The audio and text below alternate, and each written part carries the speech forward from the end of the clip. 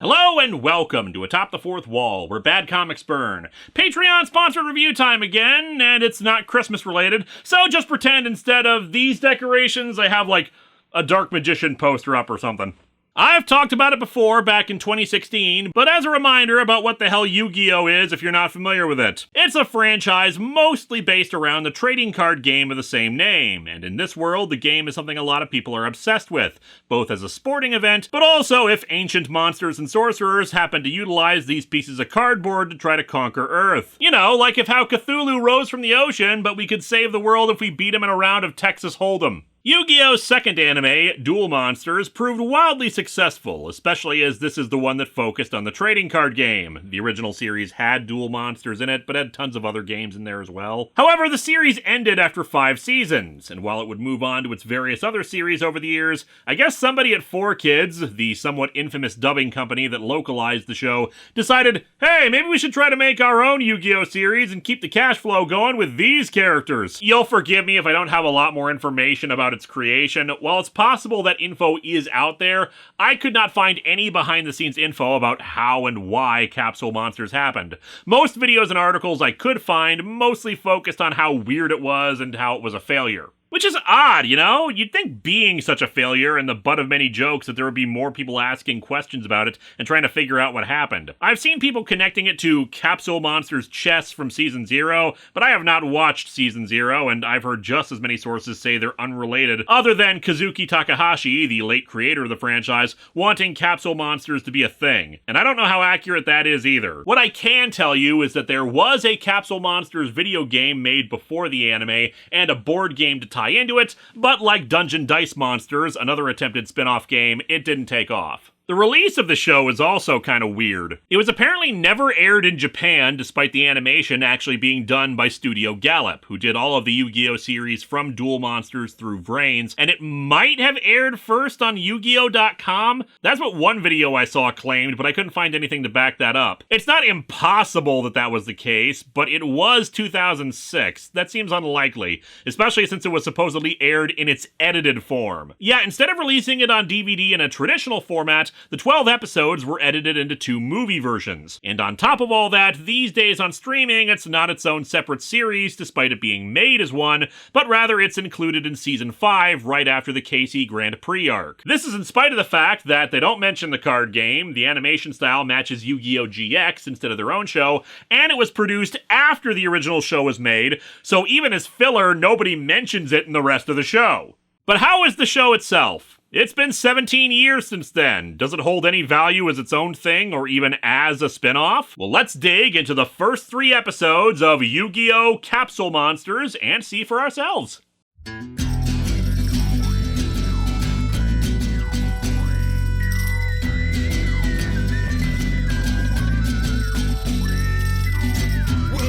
to Atop the Fourth Wall, where bad comics burn. Linkara's gonna teach you all a lesson you won't learn. What's with these awkward subjects? What's all this art so rubbish? To anyone who's had a bad comic published, it could be your turn. Linkara, he is a man who punch sporadically a grouch. Linkara, he has his own spaceship, but he's always on his couch. Linkara, ghosts, gods, a universe in flux. Linkara, this comic sucks. Linkara.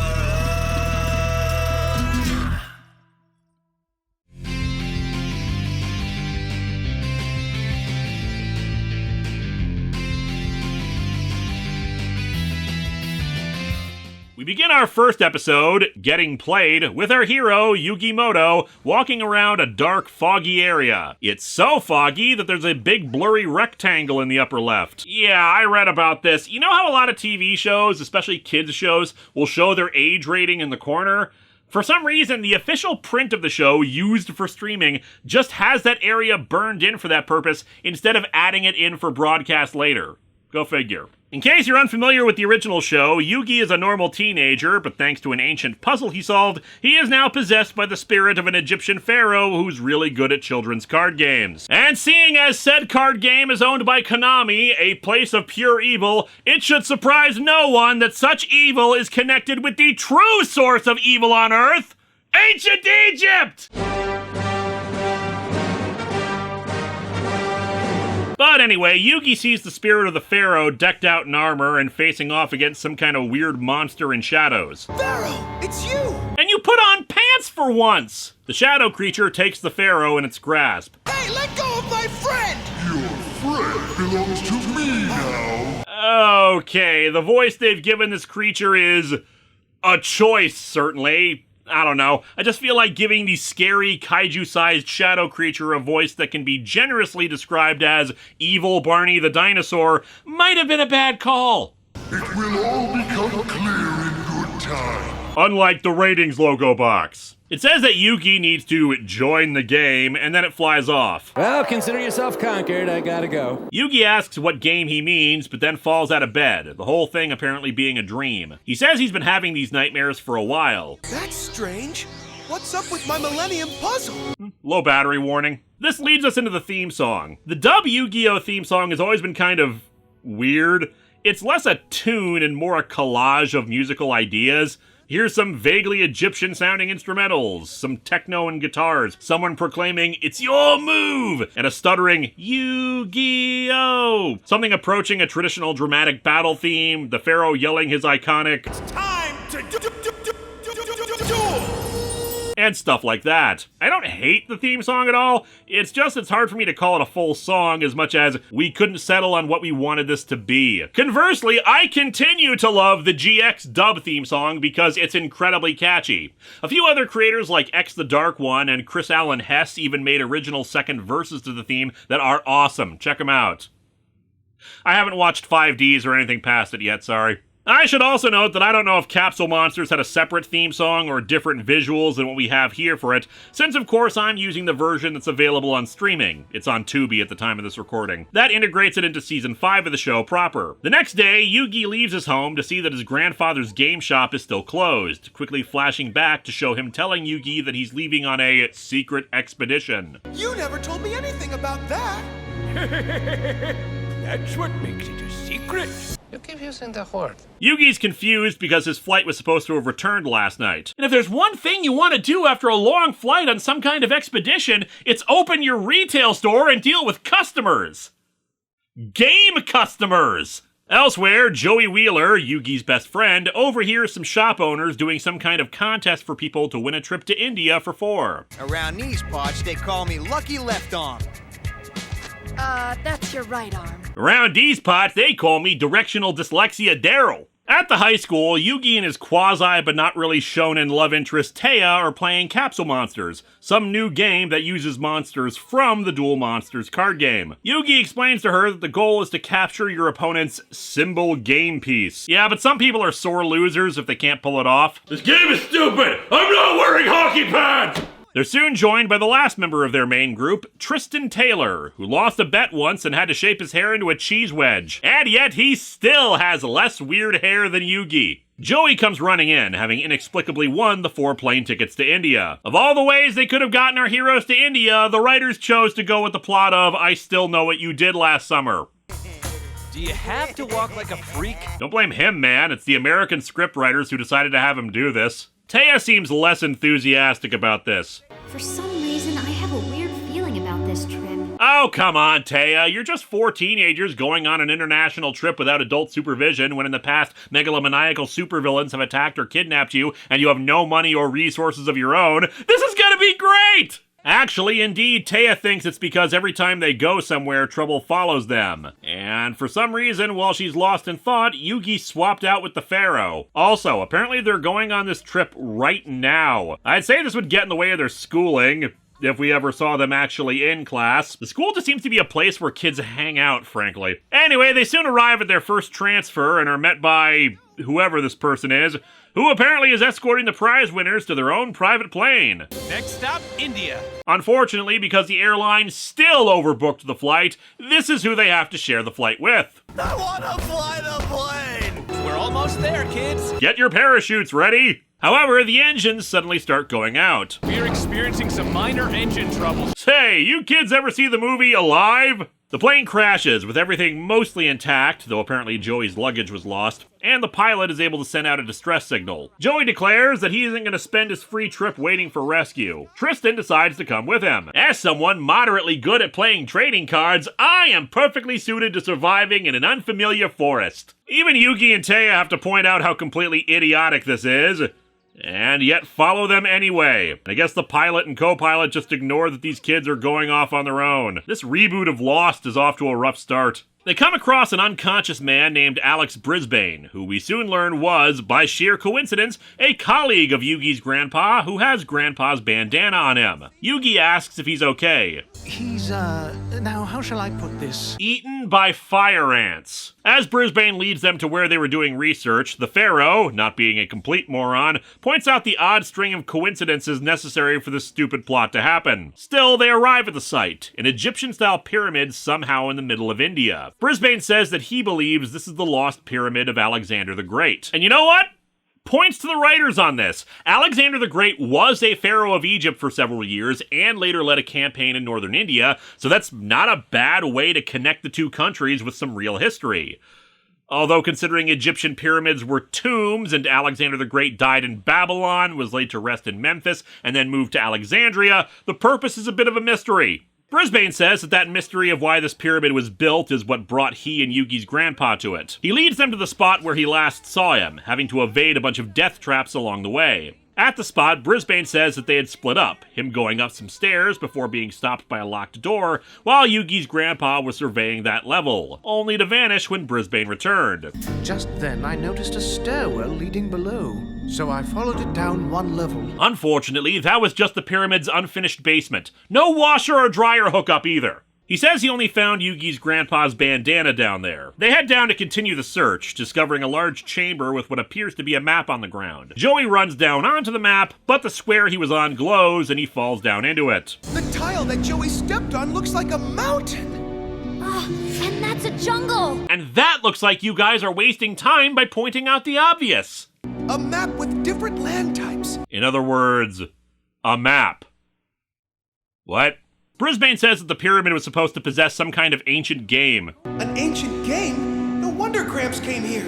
Solomon Moto, we desperately need your help. We think we found the Ark of the Covenant. Is there a game on it? Well, no. Then who gives a rat's ass? This episode has had some goofy lines, mostly for comic relief that I've just skimmed over because, hey, children's show. But that is one of the dumbest things they could have included in this. What does that even mean? No wonder he went there. He loves games. No, screw you, archaeology and Mysterious Pyramid. Unless you have an ancient version of Parcheesi present, you can go to hell. And you can't chalk this up to trying to dub a weird Japanese line or something. This was written by Americans! Yugi says that he's gonna step on the map and go after Joey and his grandpa. Tristan and Taya say they're coming with, though Yugi tries to dissuade them. As such, they grab him and the three step on the map together. Brisbane just kinda stares at all this happening. Thanks, dude. Can't wait to find out that you're the villain and all. The three are teleported into some new forest, but now all of them have wrist-mounted cannons on their arms, along with new belts that have molded holsters for something. While they begin their search for their lost loved ones, they come across strange stone objects on the path. Before Yugi can touch one, they're attacked by weird rolling bugs, which Yugi recognizes as a monster from the Capsule Monsters board game. That looks familiar too! You're from Monster Rancher! Get the hell out of here! Yugi ends up separated from the others, and we cut over to Joey, who ended up on a mountain. He's soon picked up by a bird monster. Yeah, I know these things have names I could probably look up since they're also Yu-Gi-Oh cards. You just vastly overestimate how much I care. Tristan and Taya retreat into a small cave, which turns out to be a tunnel that drops them down onto a beach. They also come across two monsters, one that Taya had seen in the board game earlier that she thought was cute, and a little yellow lizard thing. Yugi evades the mantis monster from before, changing into the pharaoh in the process and touching one of the stones. It cracks open. What have I done? By the gods, were those things insured? Do I owe somebody money? Actually, it unleashes the Celtic Guardian, one of Yugi's signature monsters, which fights the mantis. Why is this all so familiar? Wait, didn't we have like 2 filler arcs already about interacting with monsters like this, but those were in virtual reality? No, once again, it's about the Capsule Monsters game. The Celtic Guardian destroys the mantis. For the duration of this game, I shall protect you, Master. After that, you're gonna be the first meat in the kebab I make with my sword. The Celtic Guardian gets sucked into the gun, which pops out a little capsule that stores him and can be put on his belt. I don't know how or why, but we've entered the world of capsule monsters. And this world is nothing like Pokemon, do you hear me? Just because we're storing monsters in small containers that we put on our belts who will fight for our amusement doesn't mean this is Pokemon at all. Let's move on to the next episode, Divide and Conquer. After the recap and the theme song, which conveniently eats up a full 2 minutes of this 21-minute episode, saves on the animation budget, the Pharaoh is calling out for the others. This place is more dangerous than you think! I know that the giant bugs who can slice you in half were really relaxing, but it's actually kind of unsafe! The Pharaoh hears some noises nearby. Whoever you are, it's only fair to warn you that I'm not alone! I share a body with a small child! You have been warned! He's attacked by a tree monster. Even the trees seem to be out to get us in this place. We're in the Evil Dead!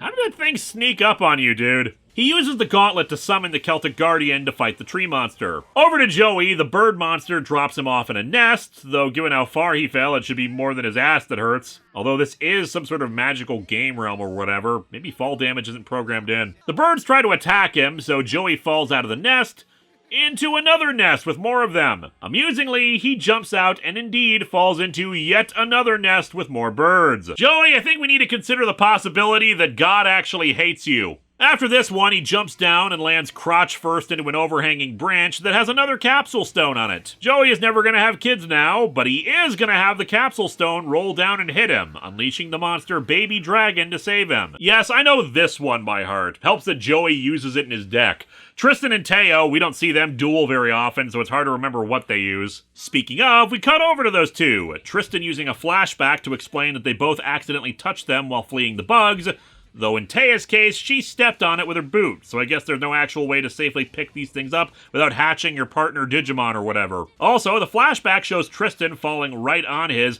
and it hatching under him, which really did not seem to have happened in the first episode, but whatever. They're soon attacked by Dagon here, and their capsule monsters decide to fight it. Our heroes reasoning that the bugs that were chasing them didn't want to approach the beach because of it. Mostly because, like me, they forgot this thing's name and don't want to have an awkward conversation with it. Joey is pursued by the bird monsters and he decides to turn and fight them, though didn't expect there to be so many. It's time you were schooled in the Joey Wheeler technique of battle. My class costs $400 and consists of advice you can find for free elsewhere. If you can't beat 'em, run for your life! You magnificent bastard, I read your book! Meanwhile, back to the tree monster from the movie From Hell It Came, the Celtic Guardian is having a difficult time with the tree. And hey, we actually do get a mention of the Duel Monsters card game. What's the deal?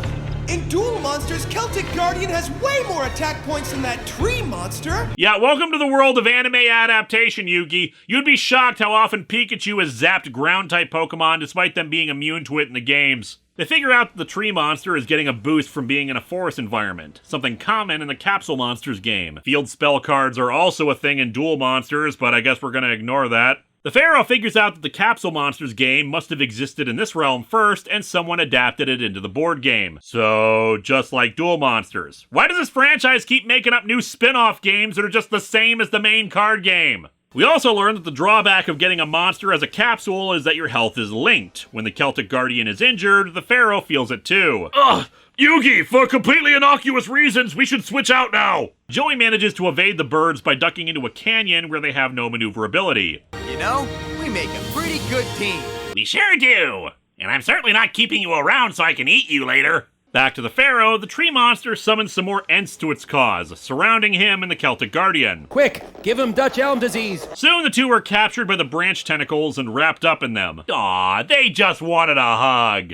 Spotting another capsule, the Pharaoh is freed by the Celtic Guardian, who apparently can slice the trees, he just needs to throw his sword away, and he grabs it, unleashing a fire monster. The tree monsters get friggin' slaughtered. This game is really beginning to heat up. Yugi, why didn't we just set all our enemies on fire before now? I love it! Yugi hopes that his friends are okay, figuring that they know that they're not in India anymore. And Joey is frustratingly consulting his India guidebook. Okay, Joey, even if you were still in India, why would the guidebook include detailed maps of a random-ass forest and not, like, tourist locations in a city? He finds some kind of chest inside the cave and figures it must be treasure. I feel good! Somebody stop me! My time has arrived. Just remember that somebody in America wrote, and then Joey Wheeler drools a little bit and wiped it off, and sent it off to the animators. However, inside is actually some kind of scroll that wraps around him, forcing Baby Dragon to set him on comedy fire to save him. Remember, kids, fire is only fatal to trees. You can just wash off getting engulfed in flames. Some sort of actual magic scroll appears and Joey reads it, discovering that it's a map of the area. If you watched my Silent Hill Homecoming streams, Joey Wheeler is the type of guy who would write "hole" in big letters on his map. Back to the beach, not Pikachu is getting its ass kicked, and consequently so is Tristan by proxy. Maybe if I paid a little more attention to Yugi during his duels, I'd be able to come up with some sort of strategy. Wait! If I launch something via Catapult Turtle at the Castle of Dark Illusions' flotation ring, it'll come crashing down and destroy my opponent's monsters! What do you mean that only works in Season 1? Taya recalls Yugi telling her that in the Capsule Monsters game, the one she was into, and consequently has now, can heal other monsters, so uses it to rejuvenate not Pikachu. Hard eyes, motherfucker. Tristan bops the creature into the air like a volleyball so that it's in the path of the sun, blinding the sea creature and allowing it to attack the sea monster. Unfortunately, in another example of how this is totally not Pokemon, the sea monster seems to evolve into a more powerful form. The four are swept up into a twister, but are saved by a mysterious figure who's wielding the summoned skull for his capsule monster. Oh my god, who could it be? They've hidden him so well! I bet it's Kaiba.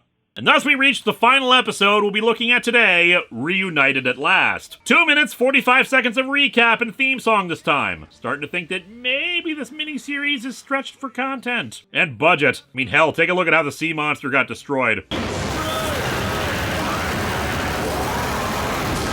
Hey guys, this is how I'm gonna defeat the bandit chief in my duel later! This isn't annoying, is it? Anyway, we open on Yugi running. Yugi, did you see what I saw? A star, dancing in the night. You see, Yugi, this episode is totally Christmas related. No, they spotted the summoned skull's lightning crash and are following it to the beach, where he finds an unconscious Taya and Tristan, along with his very conscious grandpa. They compare notes and camp out for the night, soon joined by Joey, who spotted the campfire from the sky. And of course, he drops down as soon as Taya says he'll drop by any moment now.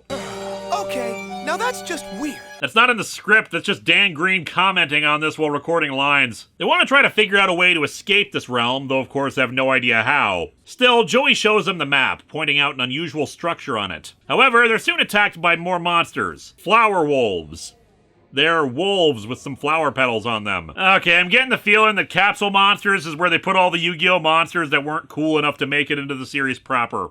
They summon their monsters to defend themselves, though Yugi's grandpa notes that his summoned skull is in a silver capsule instead of gold, indicating a higher level monster that apparently needs more time to rest in between summonings. They do okay, but there are just too many of them and they start taking injuries.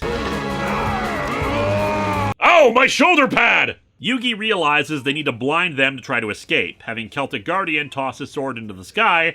Then the not Pikachu, apparently called Thunder Kid, not sure how Tristan learned its name in between episodes, zaps the sword, which creates a blinding flash. I'd just like to point out that the Celtic Guardian has had the most success lately by throwing his sword away. Victory dance! We just kicked a little, kicked a little. Now do the we've got internal bleeding dance. Pharaoh, something on your mind? Yes, Yugi. I too would like to do the victory dance. The Pharaoh is worried that they're not taking the situation seriously. They could be injured or killed in all this. I, however, find it hard to take this seriously when everyone's got DK mode on. Why is everyone's head so big? Joey and Tristan exclaim how they need food, but of course lost it at the campsite. And Yugi's grandpa reminds them that they can go for weeks without food. And in the episode, reunited at last, the two decide to split off to go get food. First come, first serve, baby! Is this the human condition of madness, leader? It is. The two suddenly become very dickish, saying that they'll keep any food they find for themselves, Taya remarking the same for herself, until she pulls out some food to eat in front of them. Anyway, enough of that very stupid bit. They hear the ground rumbling and then spot mountains actually moving in the distance. However, Yugi realizes that what's really going on is that the landmass that they're on is moving. Turns out the island they're on is actually a giant turtle. I know I could make the Pokemon comparison again, what with giant torteras that look like land masses, but that wouldn't happen until years later. You got there first, Yu-Gi-Oh! Relax, guys. Island turtles are usually pretty peaceful creatures who won't attack unless they're provoked. I know that because shut up. Joey says this somehow counts as a victory and they dance again. I am beginning to suspect that these two hit their heads at some point during their journey. The island turtle starts descending into the water, forcing our heroes to abandon it towards another crop of land. There's a ruined temple there and they head for it, the doors to the temple opening on their own. Inside, they find a giant oil lamp. So what's with the giant teapot? That's no teapot. It's a space station. No, it's actually the home for another monster, La Jinn, the mystical genie of the lamp. And yes, that is its full name on the card. But our monsters aren't powerful enough to defeat the likes of him. I mean, your summoned skull could. Also, if it hasn't recharged yet, it really sucks, dude. The Pharaoh says he has to deal with it alone because... reasons? He says he has a feeling this is somehow all his fault and summons the Celtic Guardian to fight it. This genie fights dirty. Watch out! Yeah, such a dirty fighter. What with his... punching? While the Celtic Guardian, and consequently the Pharaoh, gets his ass kicked, the doors open again and water floods in, flash freezing all over Taya and Grandpa. Another monster, an ice one, emerges and attacks. Joey and Tristan say they'll handle it, though the Pharaoh pleads with them to leave so no one else gets hurt. However, they remind him that they're not going to let him get hurt either, and will stand with him. Unfortunately, they're not doing much better, but the Pharaoh finally comes up with a plan. La Jinn shoots fire from his mouth while the other monster uses ice, therefore the two forces cancel each other out. As such, they're able to get the two monsters to destroy each other, freeing Taya and Grandpa from the ice. A stone tablet rises from the ground with Egyptian hieroglyphics on it. They get Grandpa to translate it. I wish to file a complaint about this low-quality copper I bought. What it actually says is a very poetic way of saying, go to this spot before sunset, which they think refers to the building on the map. They're worried they won't reach it by sunset, but Yugi is determined. And so this episode ends with him saying that they'll head out and hopefully it'll bring them home. Considering there are 9 more episodes of this, I wouldn't hold my breath. These episodes kinda suck. It's hard to put down exactly what it is about this series that makes it feel so much worse than regular Yu-Gi-Oh! After all, the Duel Monsters series itself certainly has its fair share of low-quality animation, goofy lines, wince-inducing humor, and the fact that it's selling something just like this is. But there's something just cheaper about all this. Some of the more annoying aspects of the franchise are pushed to the forefront. Like, if they just put in a little more effort, it'd be better.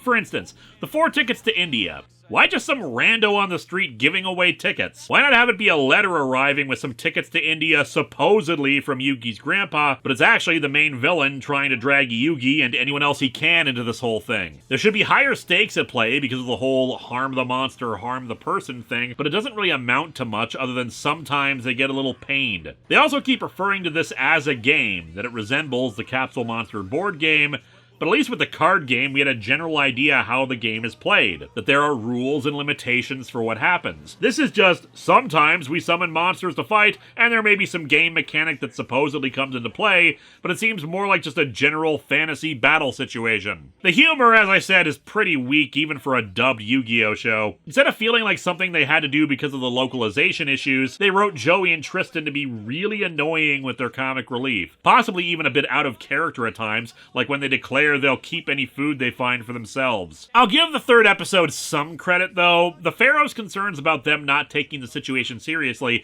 dovetails nicely into the end where he's trying to protect them single-handedly, showing that they can be serious when they need to. I just wish the teamwork angle was better represented in their battle rather than just duck at the right time to make the enemies destroy each other. It is not a good series, and it contains just some weird dialogue at times that feels off even though it shouldn't, especially because it was written without a need to worry about translation issues. Next time, we end the Christmas season, hopefully still within the Christmas season, with another Patreon-sponsored review. But this time for a more sword and sorcery fantasy origin for Santa Claus with Grant Morrison's Claus. In the meantime, I've got a contest to finally end.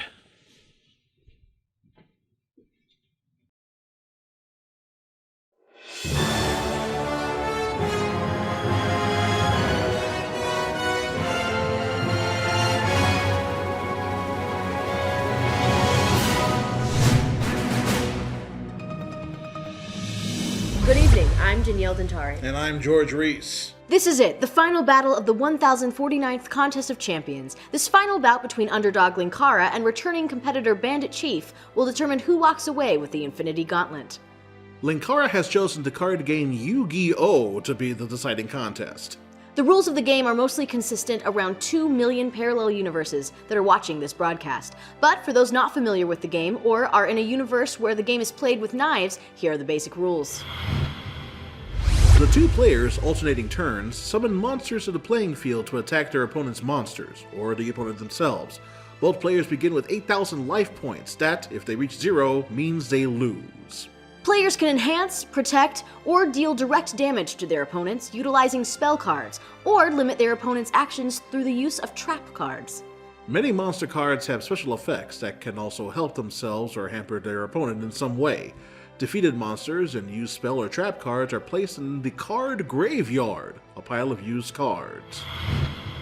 Many players utilize specialized card decks that focus on certain themes. For example, sometimes a deck focuses on direct damage to their opponent's life points, or perhaps the deck is focused around a type of monster. Some decks even have special conditions with them that allow them to win a game without needing to eliminate their opponent's life points. What decks either Linkara or the Bandit Chief will be playing are currently unknown, but we'll see that soon. While normally a tournament like this one would have them playing 3 rounds of a game, with the winner going to whomever can achieve victory 2 out of 3 times, it's been decided that they will only have 1 duel for it all. It's sudden death here at the Contest of Champions, and we're bringing it to you live. Who will be the winner? The one no one expected to get this far, or the one who's battled in multiple tournaments to get to this point? We'll begin in a moment, but first, feel free to sign up to the Contest of Champions Network to relive this and every other previous contest for 49 quatlus per month, relative to your universe's timescale.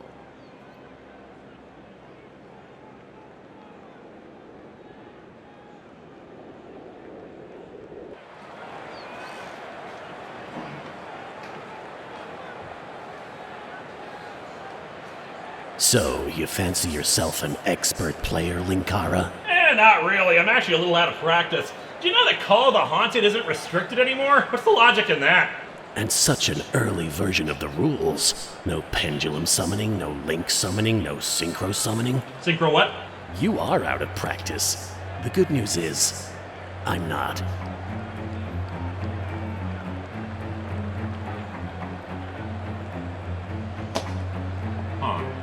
You have time to play. We all need hobbies. Some platoons play checkers to pass the time, some write poetry, we play a children's card game. And I can assure you, I am very good at it. Still want this to be our contest? I suppose we could just play Ticket to Ride instead. Sit down and shuffle your deck already. You look ridiculous, by the way. You look like an asshole, so it all evens out.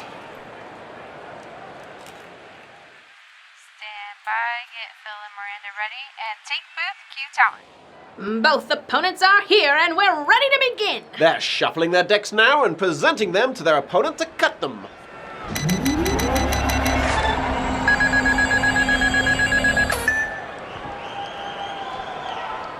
Who gets the first turn is determined by coin toss. Judges say, Linkara goes first!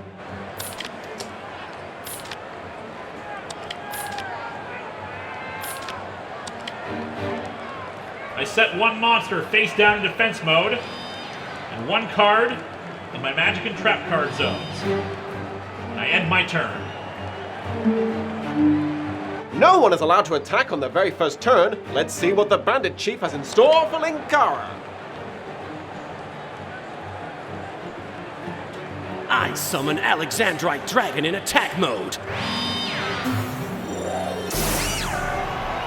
With 2,000 attack points, I attack your face-down monster. And Linkara's monster is...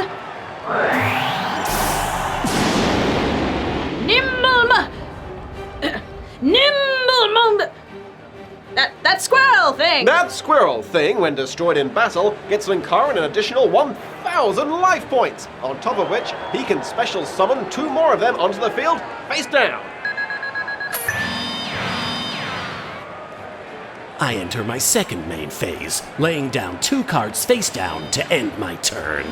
And Linkara takes an early lead with some additional life points! Gaining won't be enough. He needs to go on the attack. I draw. Surprised to see those rodents in your deck. I thought being a guy all about comic books, you'd be all about elemental heroes. You're literally called Bandit Chief. Is your deck built around Dark Scorpion and its support cards? Of course not. Let's stop making assumptions about someone's preferred preferences. Consequently, I throw down a face down and end my turn. Very well. Then let's proceed, shall we? I draw. I summon Lady of D in attack mode. And since I know what both of your face-down monsters are, I attack with Lady of D, and again with Alexandrite Dragon!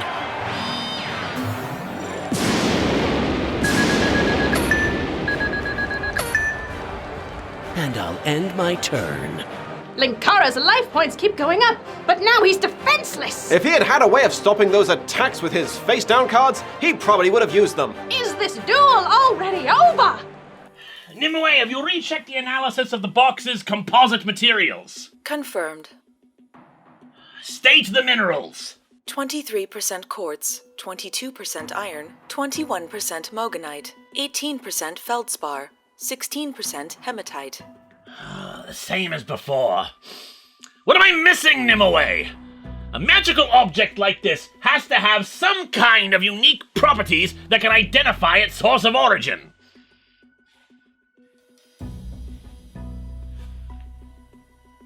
The writing on the box. Where does that come from again? The writing is Meltabulan, 4th Dynasty. The Meltabulan 4th Dynasty exists in 8,764 known parallel universes. The writing style, unique words, anything distinct about the way it's presented. Negative. The words, a locking spell for binding a powerful spirit to the box and its owner, are present in all 8,764 universes. And are there any contestants from the contest who come from those universes? 28 contestants originate from those 8,764. Blast it all!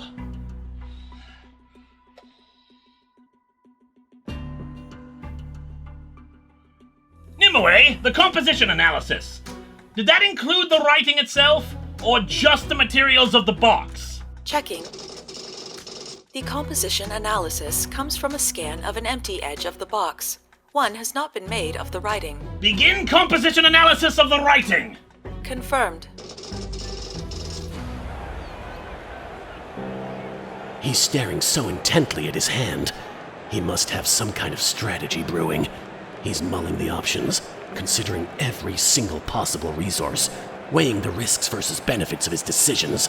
I'm going to win today, but at least my opponent is thoughtful, careful, and a truly worthy adversary. Come now, Linkara. Surely you're prepared to make your move now. Oh, I'm sorry. I completely spaced out. Is it my turn?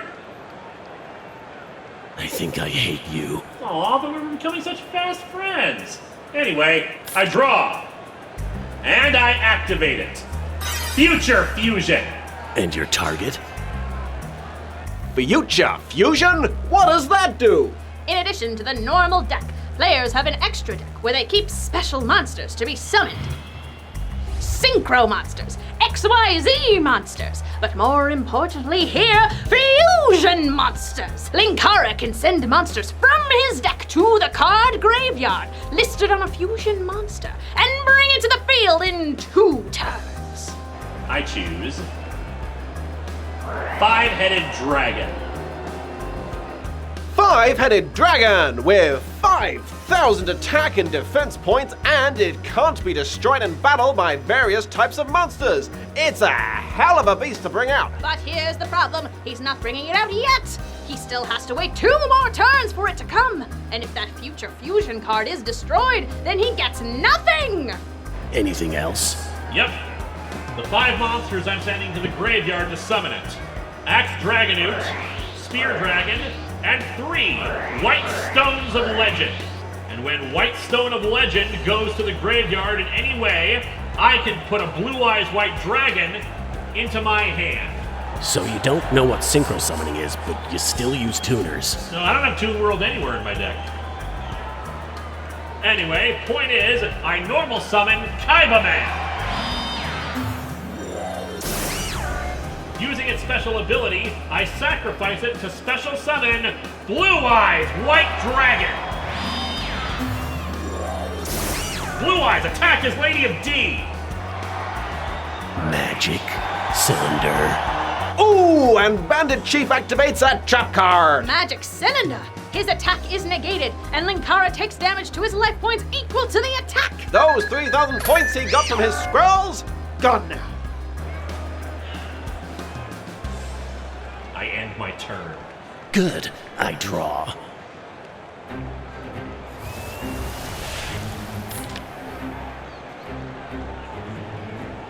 Fisher. I destroy the opponent's monster that has the lowest attack. And since you only have blue eyes...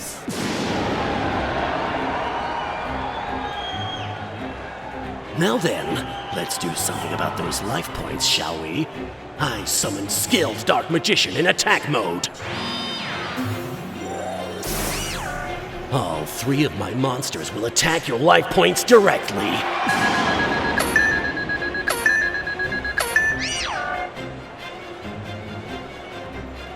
I can already feel the power of the Infinity Gauntlet, Linkara. This has been a long time coming. Analysis complete. The writing on the box was made with an oil-based paint. A form of linseed oil similar to this universe's appears to be the transparent medium for the pigment particles. It also contains a secretive agent known as tedraphil to encourage drying. And how common is tedraphil? Tedraphil can be located in 5,421 universes. What about the pigment particles? What are they made of? The pigment particles contain titanium dioxide, zinc phosphate, and argent disilicate. Define argent disilicate. Argent disilicate is a brittle metal utilized in the creation of silver pigmentation in some universes, known for its bright shine. It is poisonous if consumed. How many universes is it present in? Argent disilicate is native to 51 known parallel universes. And how many of them had a representative in the contest? 1. The universe home to the Bandit Chief.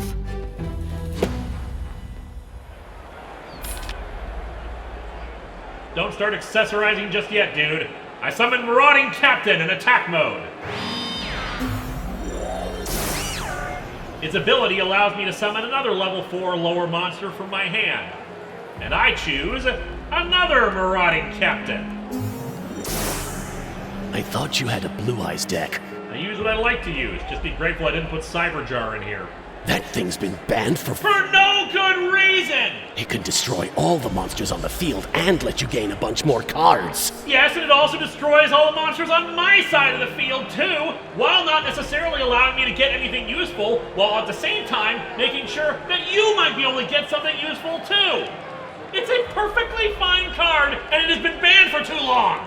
You're stalling. I'm ranting. There's a difference. Not just with this, but with your little Marauding Captain strategy. What's he mean by that, Phil? Marauding Captain's other ability. While on the field, the opponent can attack any other warrior-type monsters, but when two marauding captains on the field, the opponent can't target either one, so he's got him locked out. A brilliant move from the underdog. But marauding captain isn't very strong either, and the bandit chief could have any number of ways of destroying it. Linkara just has to hold out for another turn so he can get his 5-headed dragon. With that, I end my turn. I use Pot of Greed to draw 2 cards. Pot of Greed? What does that do? I just said draw 2 cards. No one will ever know. It's written on the card. You probably have one in your deck. No, see, it's a meme in my universe where anyone who plays Pot of Greed, that... You're no fun. I'm really not. Anyway, I draw 2 cards.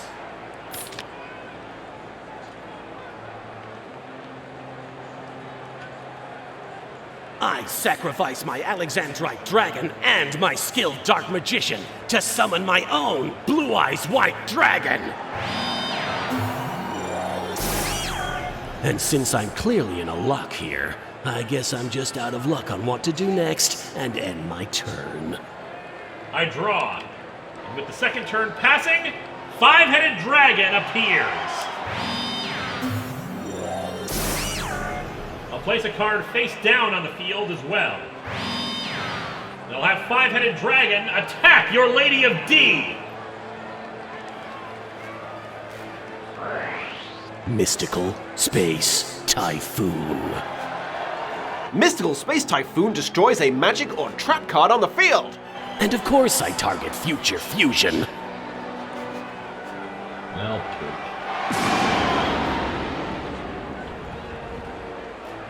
I believe it's my turn. not before I place another card face down. Now it's your move.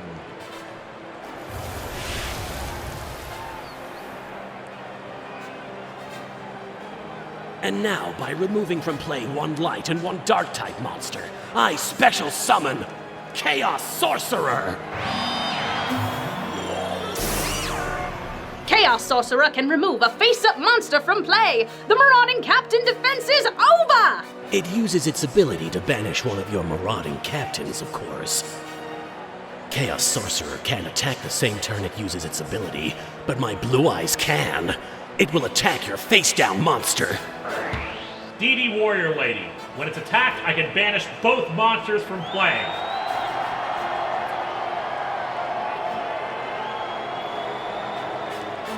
I set 2 cards face down and end my turn. I activate Pot of Avarice. It allows me to take 5 monsters No. in my... What? No. I activate Solemn Judgment. At the cost of half of his entire life points, the Bandit Chief can negate a summoning or the activation of a magic or trap card.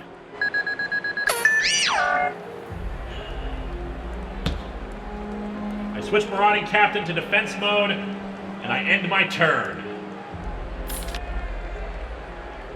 This should do nicely. I summon Breaker, the magical warrior. Upon summoning Breaker, it gains a counter that increases its attack by 300! But more importantly, he can sacrifice that counter to destroy a magic or trap card on the field! And I'm going to use its ability, destroying that one. And I activate it in response. Wabaku! I take no battle damage this turn. However, Chaos Sorcerer's ability isn't battle damage, so I'll use it again and remove your other Marauding Captain. And with that, I'll put down 1 more card and end my turn. Stop the contest now! What is the meaning of this interruption? How'd you even get into the stadium? Bribery! Damn it, you should really fix that! It shall be done. Explain yourself. I am Dr. Linksano, Linkara's scientific advisor. I come before you today with evidence that the Bandit Chief has broken the rules of the contest. Yes, worried murmurings, I enjoy that. A few years ago, from our universe's timescale, a box was teleported into our home. It contained a being that tortured Linkara for information, his weaknesses, his fears, anything that could be used against him. I have now determined that it came from the Bandit Chief in an attempt to gain intelligence information on Linkara for a future contest, violating the rules of assaulting competitors outside of the confines of the contest. If the Bandit Chief had done such a thing, we would have detected it. No, you wouldn't have. He did it during the ion storm that blanketed Temlin Stadium. As a result, it looked like just a random dimensional crossing. And since he didn't try to assassinate Linkara, just torture and interrogate him, it didn't draw any specific suspicion. If you examine the box, in particular the writing on it, you will find a chemical unique to very few universes, including his.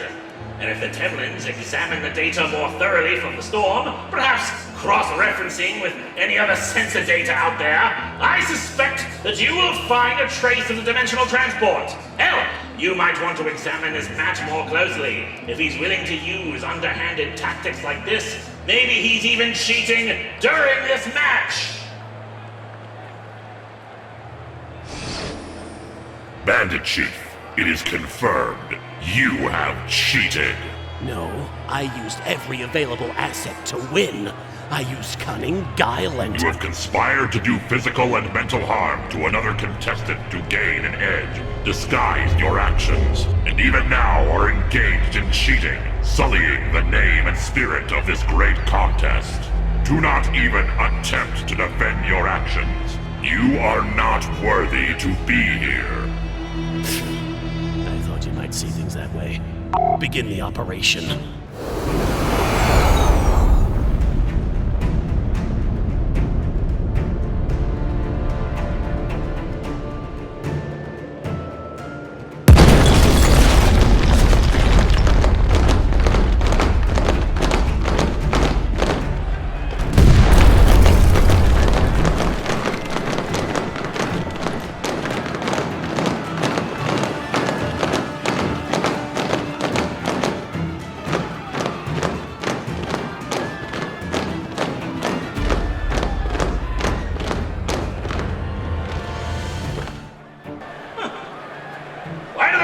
Like you. They're clones. In the end, I'm the only one I can rely on. You will surrender the Infinity Gauntlet to me, or I will kill him, and the audience, and everyone else I can. Ooh, scary. Not afraid of death? Your courage is admirable. Less courage and more confidence. In what? I'm a very smart man, Bandit Chief. Smarter than you. And a genius like me knows when to be humble in the presence of much smarter, much more powerful beings. Well, this contest has taken a turn for the disappointing. It seems the Bandit Chief has decided to try and hold the tournament hostage if he's not allowed to obtain the prize. Fortunately, like so many others, he greatly underestimates the Temlins.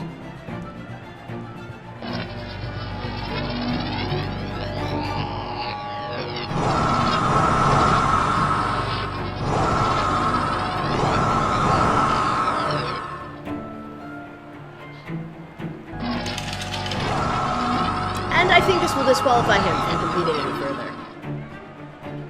But that's impossible. I thought you were supposed to be cunning. That was your backup plan, to try to threaten beings who can pluck gods and monsters out of their universes to fight for their amusement.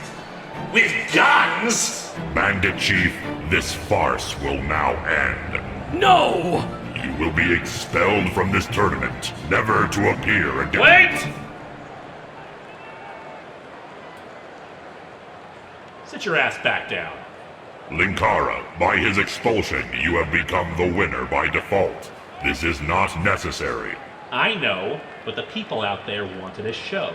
They wanted their contest. And frankly, from my universe's perspective, this goddamn tournament has taken years out of my life.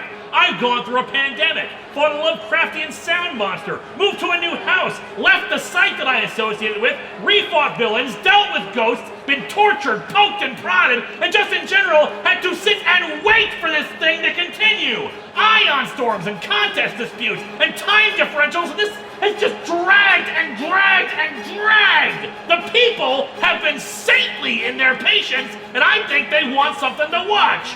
We are gonna finish this. The Bandit Chief is guilty of cheating. We should not honor his duplicity by allowing him another chance at the prize. Oh, I agree. He's not walking out of this with the gauntlet either way. But I came here to duel, and I do not want to walk away from this with the audience wondering if I could have taken him. I don't like having an asterisk next to my name. Why the hell should I even bother if I can't win the gauntlet? Because it's gonna eat away at you. Could you have really taken me? Can you really beat me without cheating? Or are you just afraid of taking on some guy who reviews comic books on the internet? The Temlins said it themselves when this all started. Defeat brings only as much dishonor as you allow. So the question becomes, how much dishonor are you going to allow? It's time to duel, Bandit Chief, so sit your ass down and get your game on!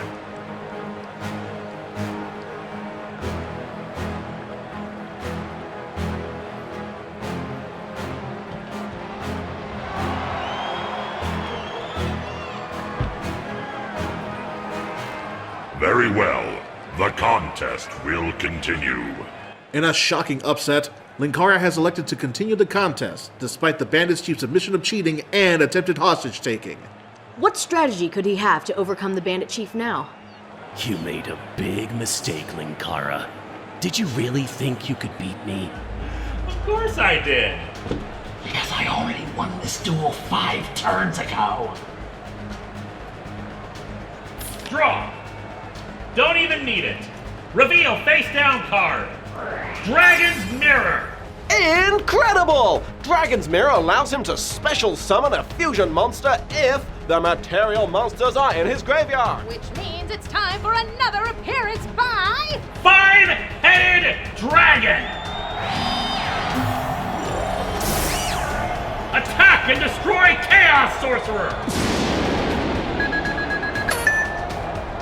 And I end my turn. All that for nothing. No, for 2,700 more life points. And for me winning this now. Hardly. Reveal face-down card.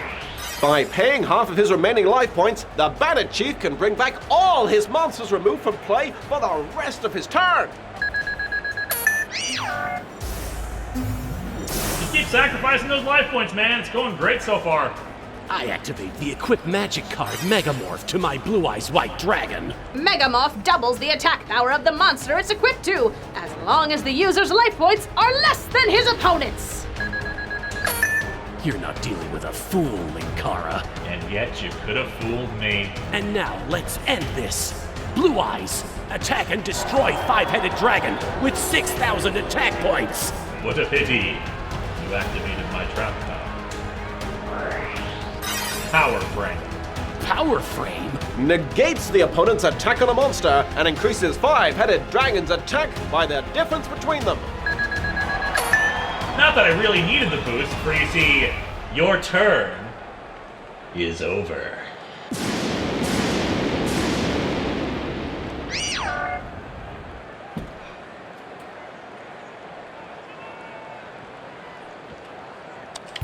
Five-Headed Dragon, attack with 6,000 attack points!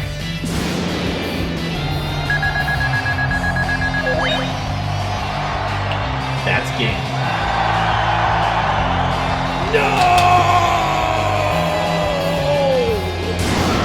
Congratulations, Linkara. You are the winner of the 1049th Contest of Champions and the owner of the Infinity Gauntlet. Wear it with pride and wear it in defense of your universe. And there you have it! Linkara is the winner of the 1049th Contest of Champions. We here at the Contest of Champions want to thank everyone who participated in this contest and hope that you'll be making a reappearance in the next tournament. Except, of course, for the Bandit Chief, who can promptly die in a fire as far as this newscaster is concerned. Right there with you, Danielle. Right there with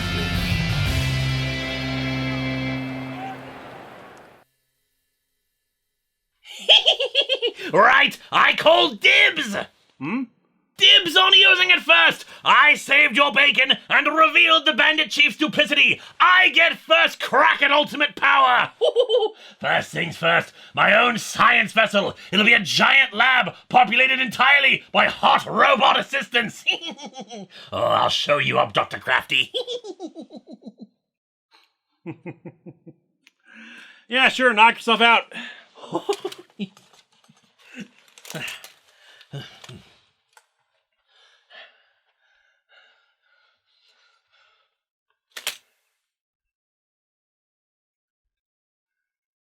Did I do it? No, you didn't. How do I make it work? You don't. Because it doesn't. What? I think everybody guessed it right away, honestly. The Infinity Gauntlet only works in the universe it originates from. That's the trick of the contest. The reason why past winners don't participate again. Because they might reveal that all these uber-powerful weapons and devices and crap, they don't actually work when handed to the winners.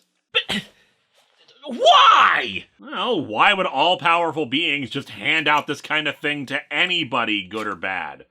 Sure, they're the real deal. If we ever found out what reality it came from, we could go there and use it, but I bet they didn't make that easy, or even really possible. It's a trophy, and for it to mean anything, it needs to be the real deal. But to honor those values they promote in the contest, well, you don't just hand infinite power to a comic book reviewer. Feels a little anticlimactic. Perhaps. But you're also a genius, and as you said, you figured out the Bandit Chief's plot with the confession. So here's your new side project. Find a way to get that thing to work here, because hey, you never know when being all-powerful would help us out.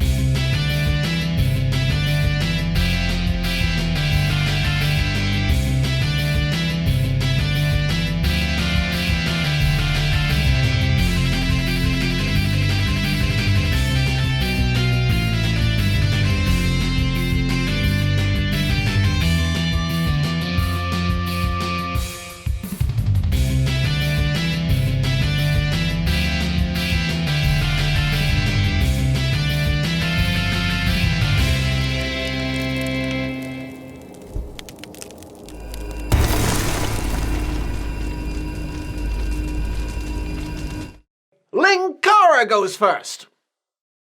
I don't know what accent I'm doing at this point. It's gone away from me. He needs to go on the attack! I know, yeah, my accent is still all over the place. Just also very dramatic head swishies. Yeah, that's how you do. That's how you commentate. Instead of adding it in later. Plus, as we all know, no pain, no gain. Yes.